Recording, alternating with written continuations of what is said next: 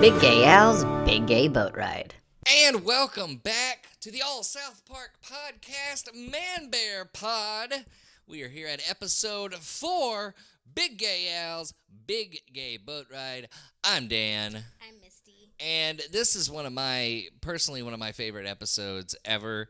It is a very, I would say, an episode, put an asterisk on it, and with that asterisk say, this is when South Park, I feel, really becomes the South Park we know today.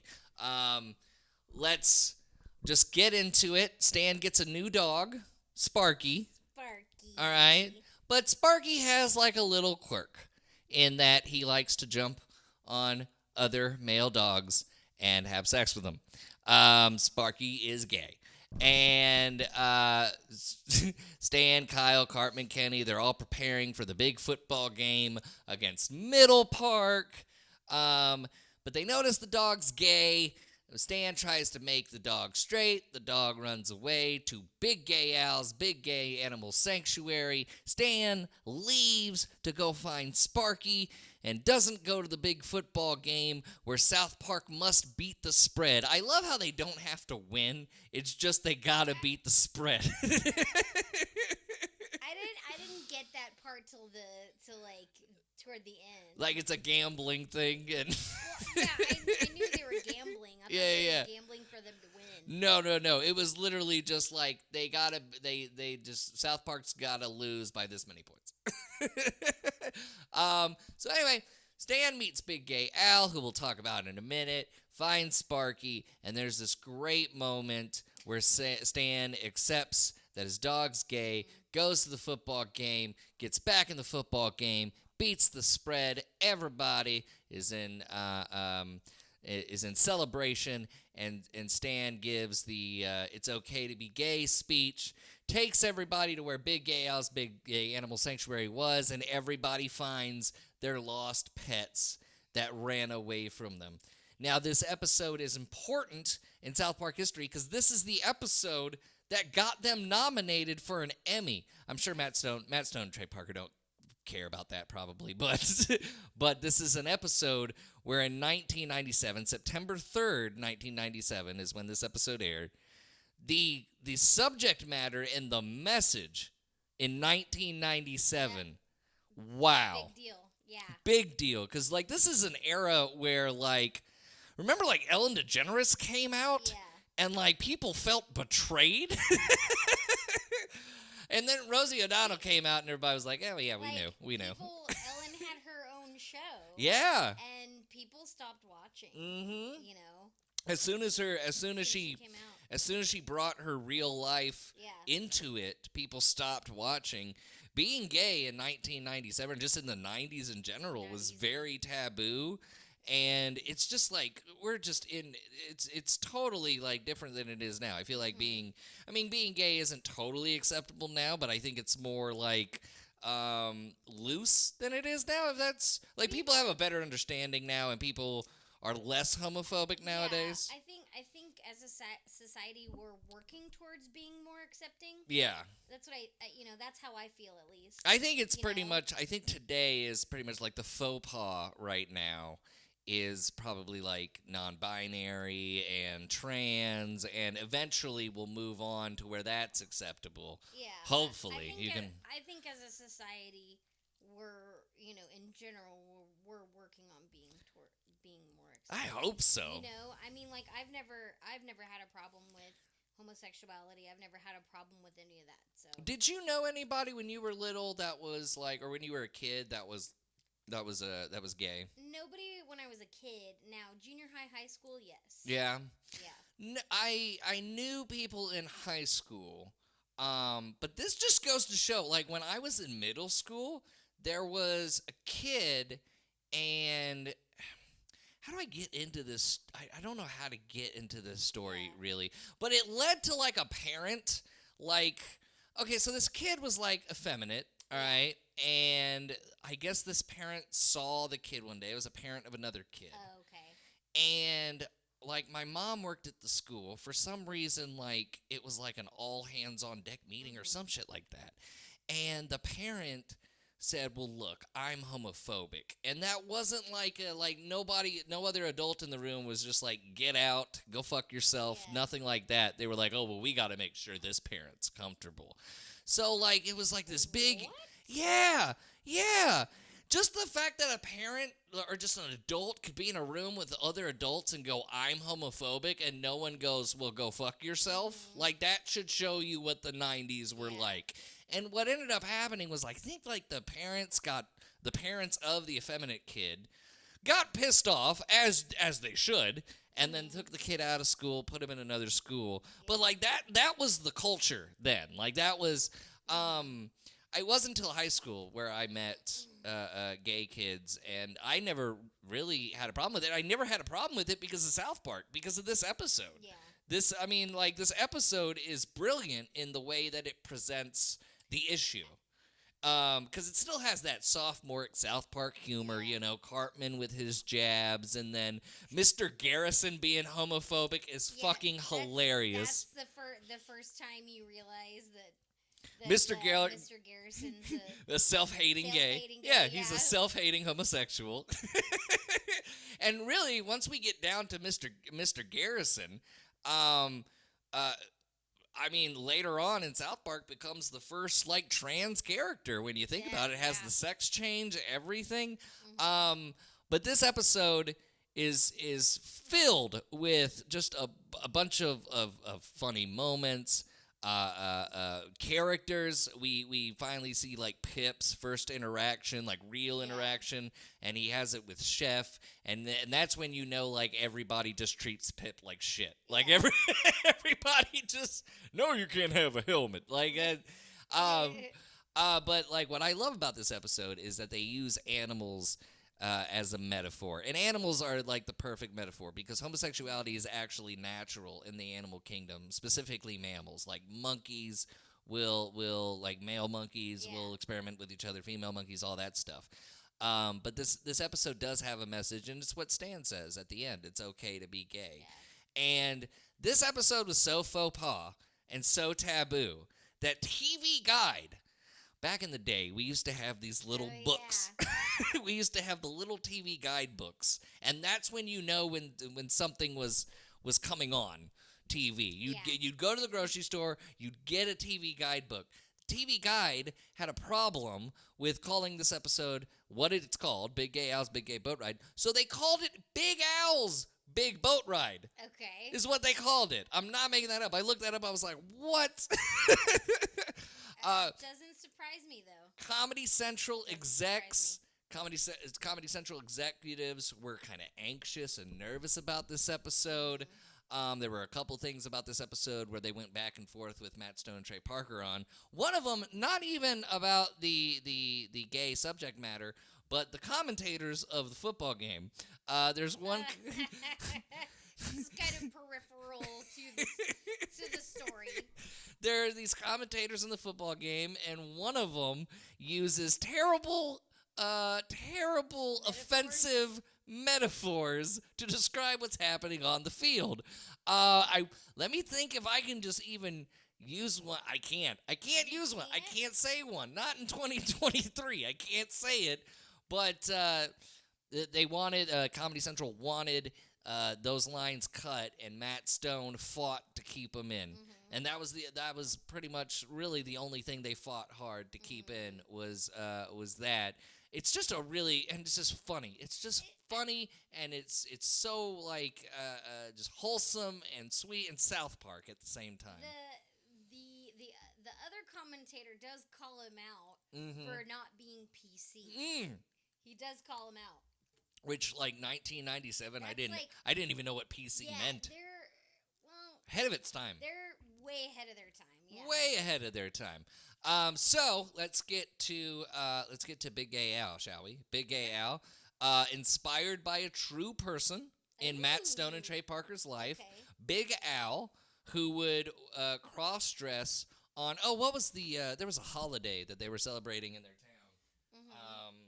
Let me get. I think it was like Fairview Day or something like that. Hold on. I'm so sorry. Yeah, we just call him Big Al, but he cross-dresses every year for Fair Play Day. And he lived out of town, which is why Big Gay Al's cartoon pet sanctuary is set in the hills. That's why, like, it's out of nowhere. Stone said the name Big Gay Al, named the character. The idea for the gay animal sanctuary came from Pam Brady, a producer and writer of the show.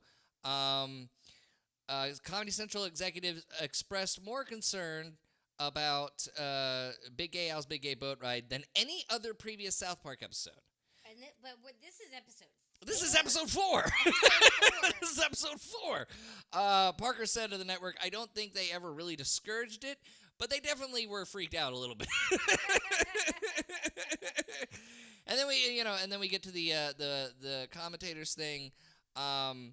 It's crazy to me that we can look back on this and it's kind of reminiscent of today, I think.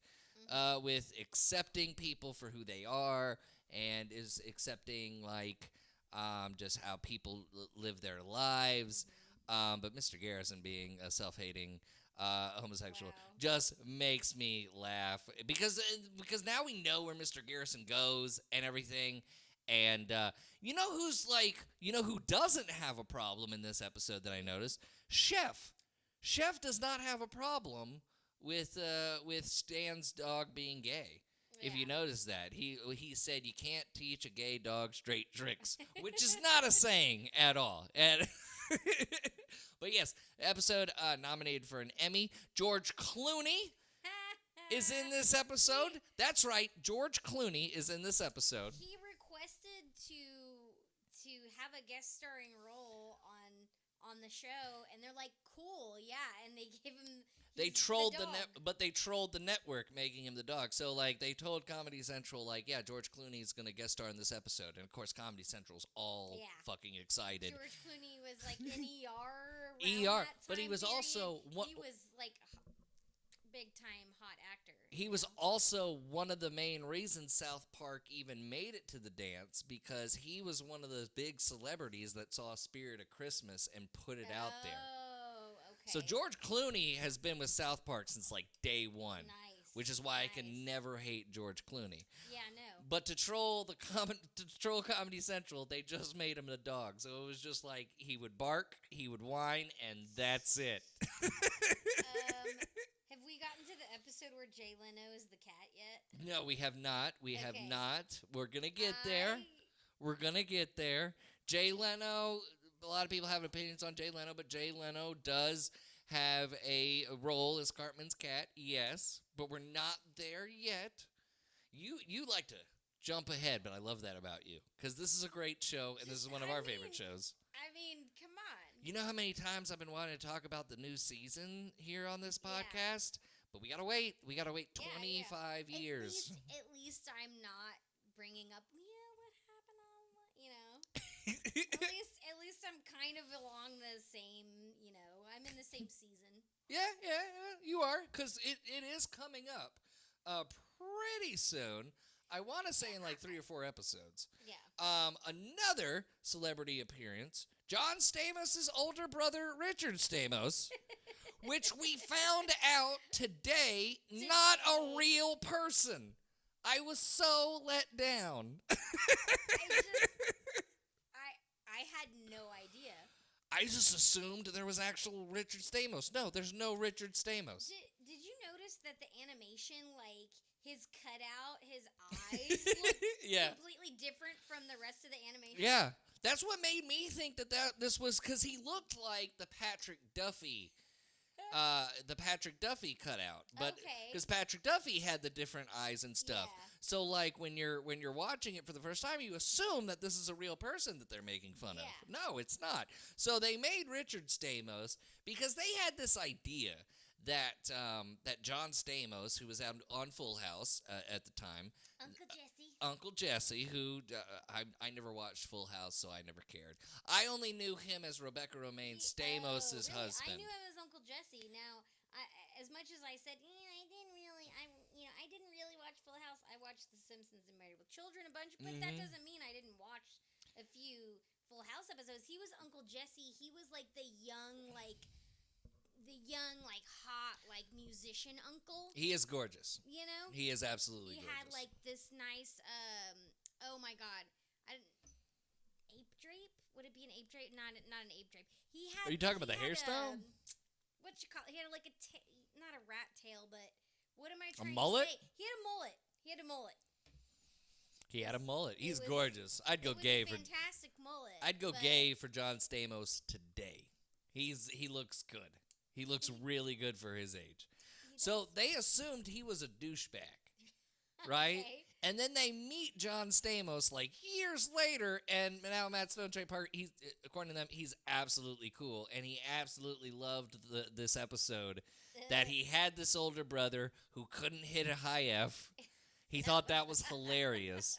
So he became like actual like I don't know I don't want to say friends, but he became like a South Park fan because of this episode. Richard Stamos sings the song "Lovin' You," which if no one's heard that song, your parents have and your grandparents have. That song is put in there because Trey Parker absolutely hates that genre of music and thought that was like a bad time in music with songs like that. Minnie Ripperton. Wow, is that the right? name of the artist? Yeah. Wow, loving you. Okay, you think Yeah. Do you think I could hit a high F? No. You don't think I can hit a high No. F? I'm gonna hit a high F. I'm gonna do it now. Now that you told me I can't do it, I'm gonna do it. All right, ready? Loving you is easy 'cause you're beautiful. Dootin' dootin' doo. Ah! Okay, so I can't hit one. I can't hit one. That's like Richard Stamos's. Did that sound like performance. Richard Stamos? But it was. He's like. Doo doo doo doo. Doo-doo. Ah! But then the end. I'm not gonna give it away, but the end. Well, no. when So, he figures it out. so Jimbo and Ned have talked a bunch of hype on Stan being the quarterback. Star quarterback. My nephew's gonna beat the spread, which leads everybody in the bar to place their bets that South Park's gonna beat the spread. And what I love about what they establish in this town is that this town is full of idiots. If you listen to like every townsperson's voice, Yeah. it's going, I'll bet money on the cows. On the curve. Like they're redneck hicks, basically. Oh yeah. But Jimbo and Ned are just like, oh snap, we've gone too far. We gotta make sure that we don't get our asses kicked. So they attach a bomb to the Middle Park the Middle Park Cowboys mascot, which is a horse. And when Richard Stamos hits that high F, it's supposed to explode, right? So they sit there. It's halftime. Richard Stamos does a Dan on that high F. And out of all people, the self-hating gay Mr. Garrison. Oh, Richard Stamos can't do a high F. Everybody knows that. It's just like, but if you're not gay, well, I only act like that to get chicks, dumbass.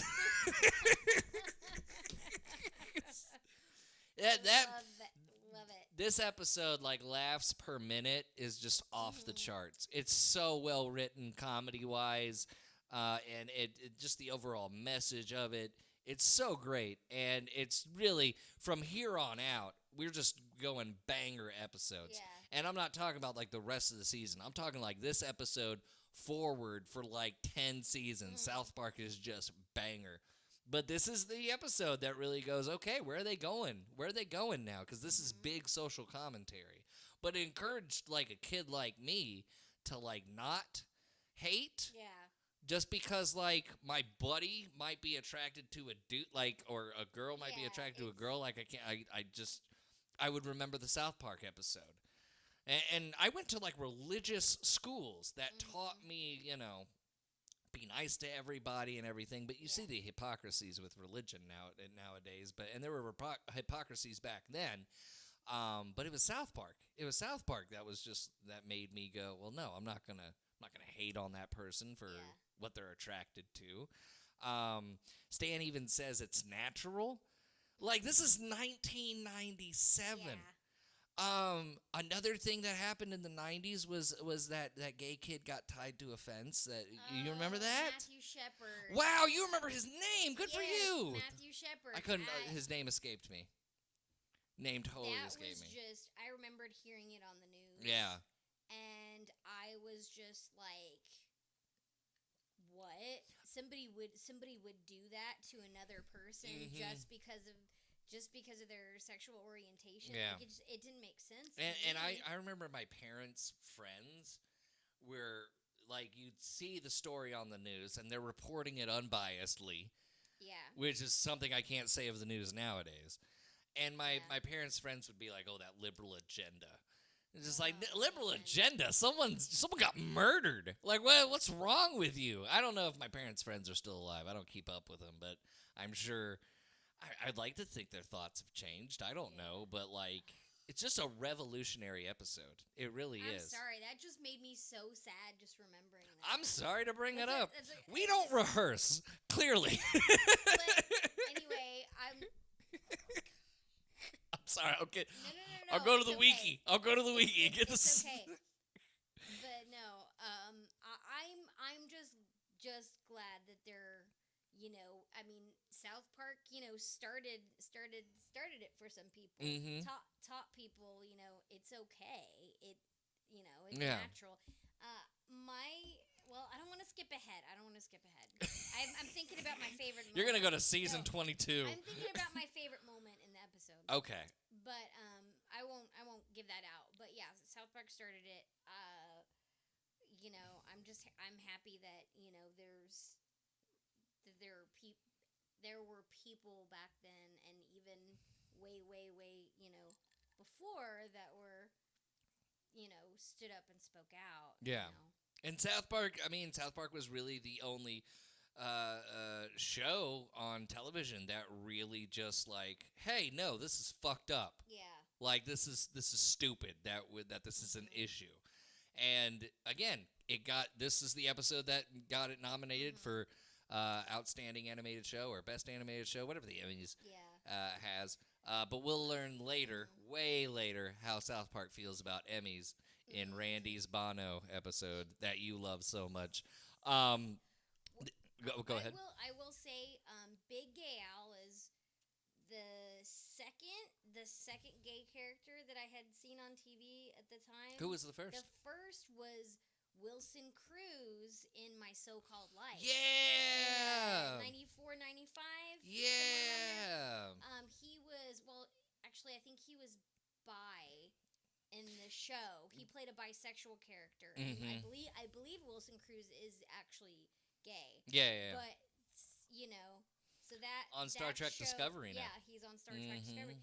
So that musicians that I loved back in the 90s were very, like pro homosexuality. Absolutely. And progressive people. So that's kind of like I would read about those people being more progressive, and that kind of shaped my thinking to being progressive. But I will say, for Big Gay Al, second gay character I'd seen on television. First one was Wilson Cruz in My So-Called Life. It's a very good 90s show about being in yes, it has Jared Leto. Yes, school in the 90s, and it was more real compared to other shows. It's just not a show I got into. I loved it. As a teenage girl, it's about a teenage girl in her life. Yeah, it has Jared Leto. That was a plus. Anyway, I'm kind of rambling a little bit. It was a plus back then. Now that we know what we know of Jared Leto, it's not really a plus. I don't know much about him. He's kind of like nowadays. He's kind of been called out for some things. Oh, okay. And I can, as somewhat, okay. So I'm not gonna get into that. There was a time where, like, back in the late 2000s. Is this gonna be bonus content? I think, maybe? I don't know. Okay, so we would go around and follow certain bands, me and my friends. Yeah. Oh. Right? Okay. And My Chemical Romance was big. Anytime, like, if there was a My Chemical Romance concert, I would go. Didn't matter where it was. We went all the way to Florida. And my friend, I don't want to like dead name her or anything, just whatever. She always found a way of meeting bands. She like That's knew awesome. she knew where to go, everything, right? But you would meet like other concert freaks, and like there would be like 13, 14-year-old girls with Jared Leto's number in their phone, right? Ew. Yeah. Ew. And he would like do this whole like I'm a germaphobe thing, right? But like you would hear stories from these girls like, oh yeah, he gives me hugs and he invites me to the Never mind. But I can't remember the first gay character I saw on television. I maybe, unless it was like Roseanne, the Roseanne show. Oh. Because what's her name? Bev? No, Roseanne's friend. Oh, Sandra Bernhard. That's right. Her character became gay, or her character came out, and like took Roseanne to like the gay club or something. But her character came out, started dating Roseanne's mom. No, maybe I have the storyline told myself, but that's the first time. That's the first character. That was one of the earlier ones for me as well. Yeah, I'd forgotten about that. She left Tom Arnold's character. Yeah. And then she came out, and like I remember my mom being like super like weirded out by the show. She was just like, "Oh, this show's gone to trash," and stuff. But I loved Roseanne. Me too. I love not necessarily like I loved the reboot up until certain people starring on the show kind of lost their shit. But I watched the reboot not for like Roseanne. I watched it. I mean, I think we all watched it for like John Goodman coming back and Dan Connor, and then Sarah Gilbert and everything. As far as Big Gay Al goes, Big Gay Al, did you know, was not supposed to be a regular character on South Park. One, they did not know how to make his exit for the show. They had no idea how to get him out of the episode. So that's why Big Gay Al goes into a briefcase and just like floats away. But he was not supposed to be like a regular member of the town, basically a regular citizen. He was supposed to be just a mystical character that just shows up and teaches Stan the right way. And now, like, as you watch South Park, Big Gay Al's going to come back numerous times in numerous episodes. The F word, Big Gay Al is in there. He starts dating Mr. Slave now, who's jumping ahead. Yeah. I really wanted to say something to that effect as well, but I just didn't happen. First appearance of Jesus and Pals in this episode. I loved the basis. I just loved that Jesus has a talk show in South Park, and it's like that 90s talk show format, like of Sally Jesse Raphael and Jerry Springer and Maury Povich and stuff. And Geraldo. I love the fact that Jesus has a talk show. And it had been teased. It had been teased in the previous episode, and I think the episode before that, it had been teased. You would only see like the title on television, but you never saw the show. And another funny part, like Stan asked Jesus what to do about Sparky, and then it just cuts away to like, what was it, Melvin's movie reviews or some shit. I don't know why, like, it's a funny joke that they cut away to movie reviews, but, like, looking back at it, you're already pushing the line in the 90s so much that if you had a Jesus character comment on homosexuality in 1997, South Park would have been shut down.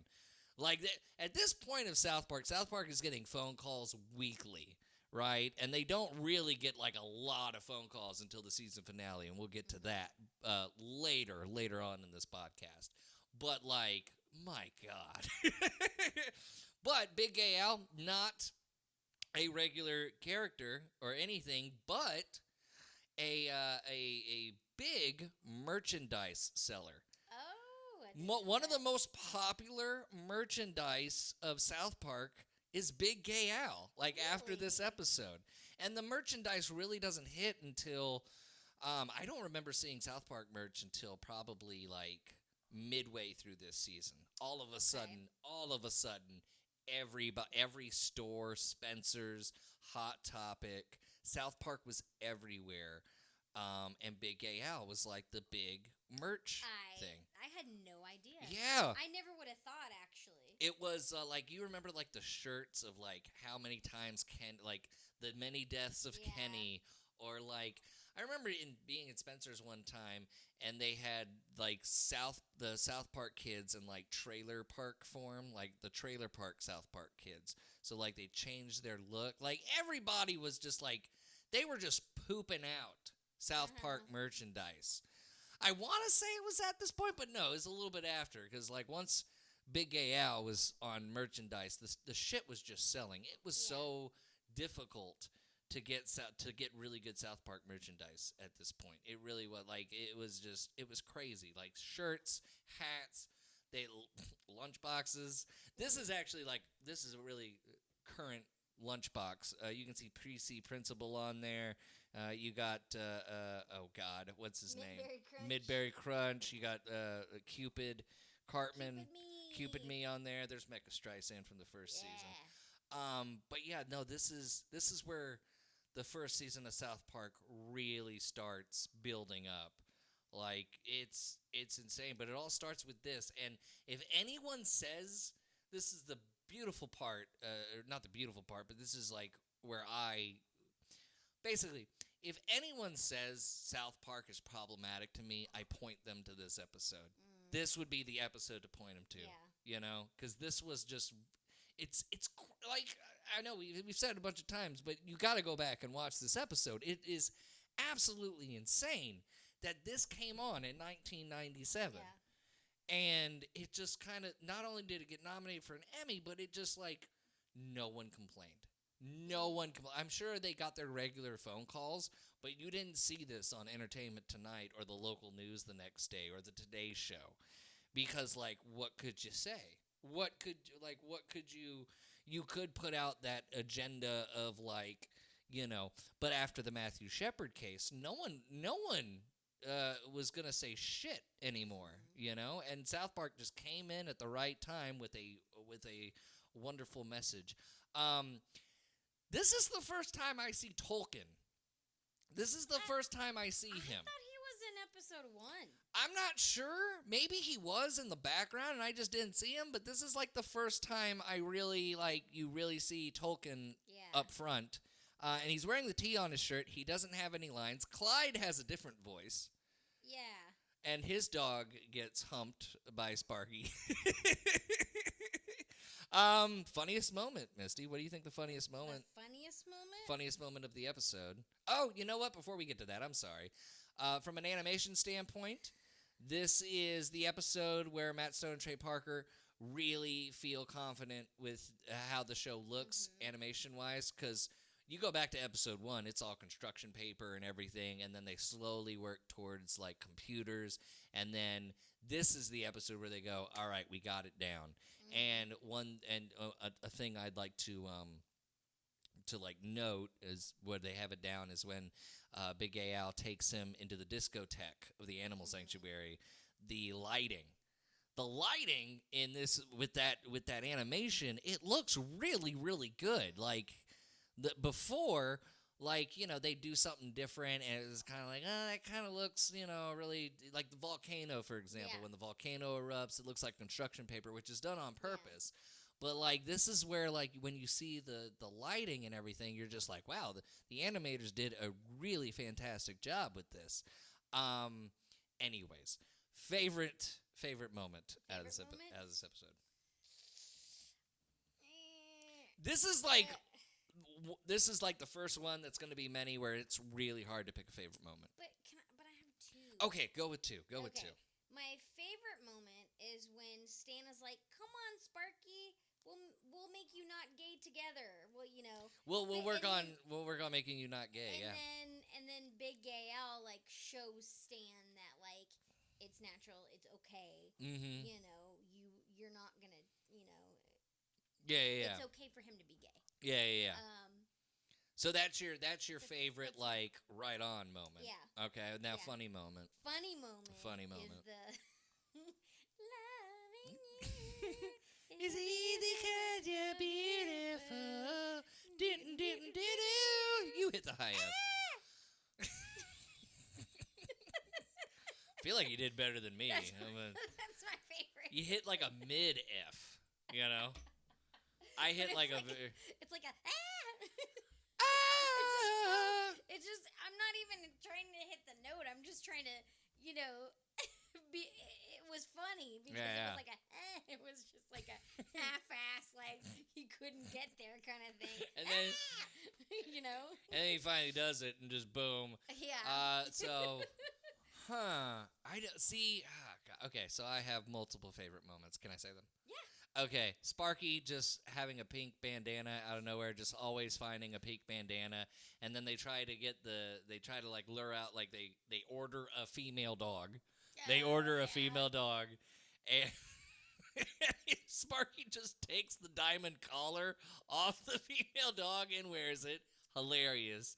Other favorite part, the football commentators. I love offensive humor. Yeah. The shit that they say in this episode is just like hilarious, and then it's called back later on in the season. Another favorite part, Richard Stamos. That's really, really funny. There's one thing I was like, that's fucking hilarious, and I can't remember. I'm such a terrible podcast host. Cartman farting. Yeah, Cartman plays center.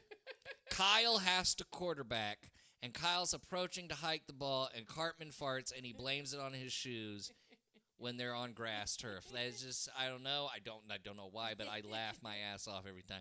The fact is, we all knew a kid like that, where it was just like they would lie when it's just like, dude, come on. Like, it was you. I was that kid. That's my favorite moment. There's also like other tidbits in this episode. First of all, episode written by Matt Stone, Trey Parker, again, and Brian Boitano. Brian Boitano is in this episode. He was on the boat ride. So Brian Boitano is in this episode. Brian Boitano is also in The Spirit of Christmas that they first part out. They love Brian Boitano. Hell yeah. There's no, and then we get to the South Park Bigger, Longer, Uncut, and they have a whole song dedicated to Brian Boitano. I love that they love Brian Boitano. I love it. Other tidbits: the closing song is also in the film, in their film Orgasmo. Now you're a man. See, now I can hit those notes. Yeah. First aired September 3rd, 1997. Comedy Central told media outlets that the episode received overwhelmingly positive responses from viewers who identified themselves as gay. In 1998, Jonathan Van Meter of the New York Times called the episode one of the best episodes of television and praised the episode for mixing a moral message with the jokes as well as a sentimental relationship between Stan and Sparky. He wrote, "What often keeps the show from being offensive is this kind of sweetness and that it's funny." The same year, The Advertiser, a North Yorkshire-based publication, called the episode one of the all-time best. So, like, this is so when we say this is the episode that pretty much launches South Park, it really is. It really is. And then we get to the next episode. An elephant makes love to a pig, but not just yet. We got a couple thank yous. Thank you guys so much to the new subscribers on our YouTube, to the new followers on TikTok and Instagram. We had an Instagram reel just out of the blue. It was our duck and cover Instagram reel. Just hit 12,000 views. And then we have like new friends on our Instagram. Yay. Thank you, everyone. And for everyone coming over from those and watching this, it's amazing to us. Thank you. And if you don't know, every Wednesday we put out an episode on YouTube, and that episode comes with a clip or a short that we put on YouTube, Instagram, TikTok, all that stuff. And then Thursday and Friday is more clips and shorts. Yeah. And we are just happy that everybody is just like, hell yeah, because we just wanted to do a podcast that appreciated this show just as much as we do, and we didn't know anybody would care. We didn't know anybody would give a shit. What just to keep this going a little bit longer? What episode, since we both like jumping ahead and we've established this, what episode are you most looking forward to covering? In general, like, are we Out of talking- this season, it could be like any other season. Oh, 'Cause I know- Okay. So I must say, I like the first like 3 to 4 seasons. Mm-hmm. Like, I haven't watched as much as I have the later seasons. Okay. So that's kind of hard. Like, so I have like a bunch of all-time favorites, and I could name those off to you right now, but I won't. Okay. What am I? Oh, that's a really hard question. I don't know. I'll go with one. Okay. I'm just gonna. Well, one. That. Oh yeah. And I'm not even going to get into my thoughts and opinions on South Park Bigger, Longer, Uncut, but I have a Blu-ray copy in pristine condition for a reason. But as far as episode-wise goes, Scott Tenorman Must Die. See, that's my favorite episode. Yeah. That is my favorite South Park episode. So that's one that I'm very much looking forward to. And also, I think my second all-time favorite, Fat Butt and Pancake Head. Wow. Okay. Yeah. I haven't thought about that episode in a long time. I think that's my number 2. Okay. Favorite episode. So those are the 2 that I'm most looking forward to. But also, there's I think that's what season is that? 3? Oh man, yeah, I want to say it's 3. Or I don't maybe know. I 7? don't want to lower our South Park credibility by getting the season wrong. Anyway, I have it in my phone. I know I have it on my phone. I think it might actually be season 3. It might be season 3. But then there's always the stupid spoiled horror video play set. Yep. Season 8. Yep. You know. Yep. So And we're also gonna be approaching an episode in this season where we actually start seeing live action sketches, made in the guise of a television commercial, and they don't do those anymore. And I don't know why they don't do this. Maybe it cost a lot to make them. But I wish if South Park could do anything today that they did, I want to see those live action spoof commercials. They were just so funny. We're going to get to it with Mr. Hanky, because there's the funniest one is in Mr. Hanky, for sure. But also we're gonna be covering the video games. We're gonna be covering the specials. If you want to watch along with us, every episode, with the exception of five episodes, and we've talked about those before, the 5 band episodes, HBO Max. Right now, you can go and watch with us. Our next episode is going to be An Elephant Makes Love to a Pig, and we just want to thank you guys for watching. Yay. This has been Big Gay Al's Big Gay Boat Ride right here on ManBearPod. Follow us on TikTok, follow us on Instagram, follow us on Twitter. We have a Twitter as well, all at ManBearPod. And if you're watching on YouTube, like and subscribe and hit the bell and do all that stuff. And thank you guys so much that are already watching this and already following and watching along with us. We really appreciate it. And if you have anything that you want to comment on, leave it in the comments and we will read it on the podcast. What? Just make sure it's appropriate. Just don't make fun of my face. All right? You can compliment Misty. Misty's just going to get an array of compliments. Like your shirt. Show them your shirt. Oh, yeah. The North Remembers. That is a nice Game of Thrones, South Park, mashup shirt. Game of Thrones became one of my favorite shows, very recently. Really? So, Yeah. Yeah. Very recently. I only watched it because you watched it. I never watched it in its heyday. I started watching it, in December? It's probably best. I found the reason I never got onto Game of Thrones is because I found the fan base that were my friends on social media just really annoying. Real, I would, This is the best show on television. No, everyone knows Cheers was the best show on television. I'm just kidding. I don't know why I would throw out Cheers. Yeah, so I saw this on Amazon, and I was like, I have to have this. Yeah. I need a get South the Park joke. shirt. I get the joke now. Mm. So plus two my favorite shows. Yes. I need a South Park shirt. Okay. I have South Park shoes, which Yeah. you will see later in a YouTube video, but I really need a South Park shirt. I'm wearing flannel and My Chemical Romance shirts, and it just has nothing to do with South I Park. only have two South Park shirts. So it's that one, and then it's the one you got me for my birthday.